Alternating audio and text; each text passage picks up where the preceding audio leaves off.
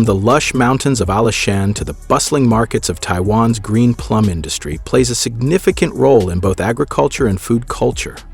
These small, tart fruits, known locally as qingmei, are harvested by the millions each year and transformed into pickles, syrups, teas, candies, and sauces.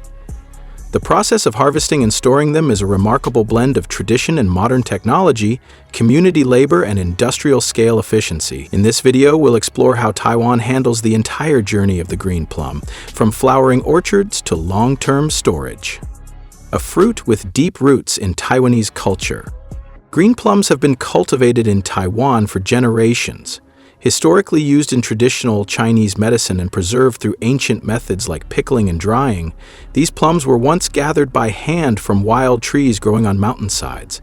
Over time, commercial cultivation developed, especially in central and southern Taiwan, where the climate and elevation are ideal.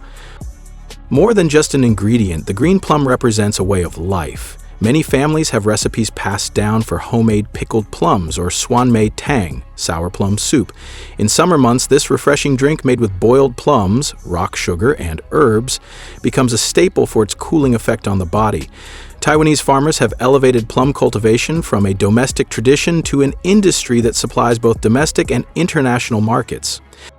Ideal conditions where green plums grow. Taiwan's mountainous terrain and humid subtropical climate create the perfect environment for green plum orchards. Regions such as Alishan, Meishan, Xinyi Township, Nantou, and Taitung County are especially well known for high-quality plums. These areas offer cool nights and moderate daytime temperatures during the critical spring months, which allow the plums to mature slowly and develop their signature tart flavor. Most plum orchards are situated at elevations between 800 to 1,800 meters. The soil in these areas is well drained and rich in nutrients, and frequent mists protect the trees from excessive sunlight. Farmers prune their trees methodically, ensuring each one has good air circulation and optimal exposure to sunlight. Typically, green plums begin to flower in late January to early February, and by late March or April, the fruits are ready to harvest. The harvest, a race against time. Once green plums are mature, firm but not overripe, the harvest begins. Timing is critical. If the plums stay on the tree too long, they turn yellow and lose their sour edge. Therefore, the harvest season lasts only a few weeks, usually between late March and mid-May, depending on the altitude and weather conditions of each region. Picking green plums is a meticulous task. While small-scale family farms may use ladders and hand baskets, larger orchards hire seasonal workers or migrant laborers who work in teams.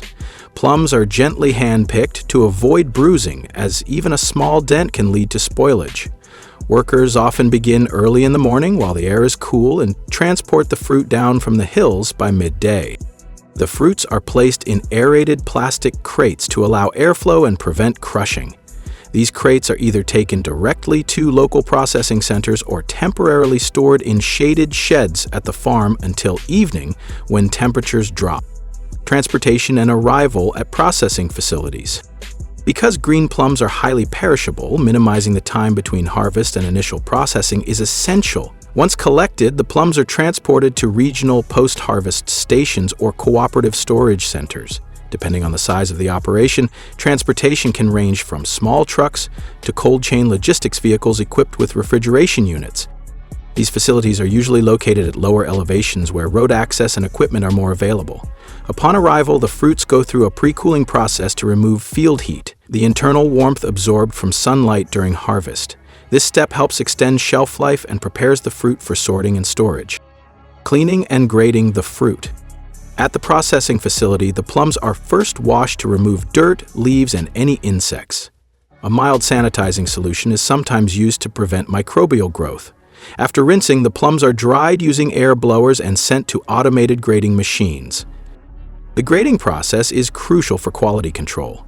Optical sorters use cameras and sensors to evaluate the size, color, and surface condition of each plum. Damaged or blemished plums are separated from premium ones. High-quality plums are often reserved for pickling or fresh sale, while lower-grade ones may be processed into sauces or candy. Cold storage, preserving quality. Once sorted, the plums must either be processed quickly or stored under strict environmental conditions to maintain freshness. Taiwan uses two main types of storage: short-term cold storage and modified atmosphere (MA) storage. Short-term cold storage? In short-term storage, green plums are kept at temperatures between 0 dC to 4 dC with high humidity levels, 90 to 95%. This environment slows down enzymatic activity and prevents the fruit from losing moisture. The high humidity ensures that the skin remains smooth and unwrinkled, while the cold temperature reduces microbial growth. These plums are usually stored for a few days to 2 weeks before being sent to pickle factories or markets. During this period, the fruit is monitored daily for temperature consistency, spoilage, and firmness.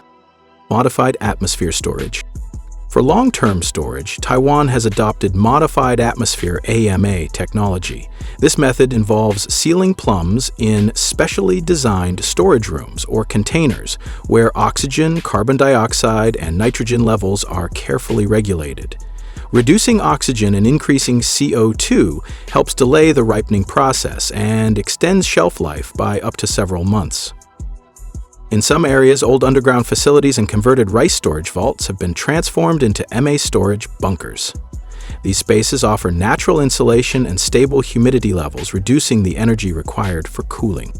Processing, from plum to product. Once removed from storage, green plums can be used to make a wide variety of products. Here are the most common methods. Pickling. Pickled green plums are among the most popular products. The pickling process typically involves soaking the plums in saltwater brine for several weeks. Some recipes use vinegar, sugar, or rice wine in addition to salt. The plums may be sun-dried in the middle of the process to concentrate their flavor.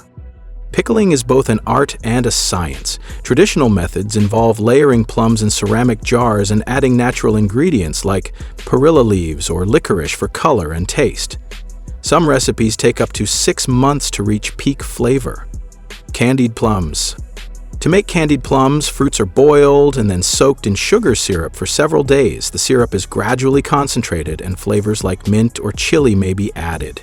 Once fully absorbed, the plums are dried and packaged. This product is particularly popular as a snack and is exported across Asia. It's also a staple in convenience stores, sold in small, resealable pouches. Sauces and concentrates. Green plums are used to produce thick sauces, syrups, and juice concentrates.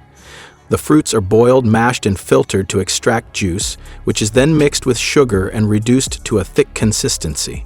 These products are used in cooking or to make suan mei tang, sour plum drink.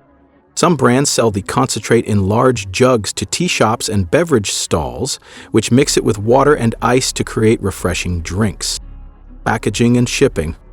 Once processed, the final products are packaged according to their intended market.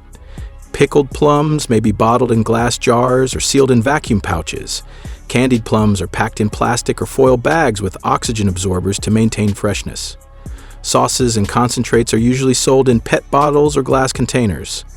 Packaging is designed to withstand shipping and long shelf lives. For export markets, labels include English, Japanese, and nutritional information as required.